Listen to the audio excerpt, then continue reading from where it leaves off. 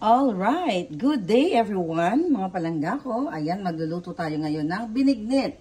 So, ito lang yung available nating sago, kulay pula. Alright, kamote, cassava, banana, another kamote, at syempre yung sago.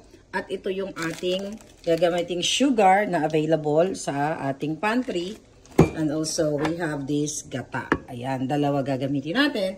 At syempre, ito ang ating pinakulo ang water at ilalagay na natin isa-isa ang ating mga ingredients. So, unahin natin ang bilo-bilo.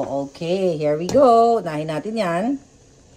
Ayan, so nilagay na natin lahat at antayin na lang natin umalsayan o lumutang. Pag lumutang na yan, ibig sabihin luto na.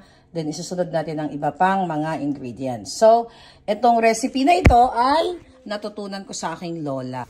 Ayan na nga at lumutang na ang mga bangag. Ayun, lutang na ang ating bilo-bilo. Kaya pwede nating isunod ang ating, syempre, ang ating saging. Pwede na nating isunod.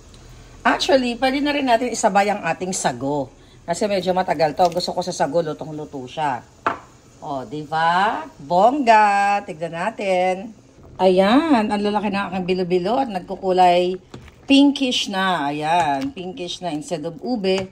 Pink kasi yung color niya ay galing sa tapioca o sa ating sago. Ayan, dahil malapit na maluto ang ating saging, ilagay na natin ang iba pang ingredients. So, kamote. Ayan, cassava. And another kamote. Ooh, diba? Bongga. Oh, colorful. Ang ganda ng kulay, ah. I love it. Tignan natin. At syempre, lalagyan natin ng sugar. Ayan. At ang ating gata. Ginamit nga pala nating malagkit, rice flour ay ito. So, para lumapot, lalagyan mo siya ng konti.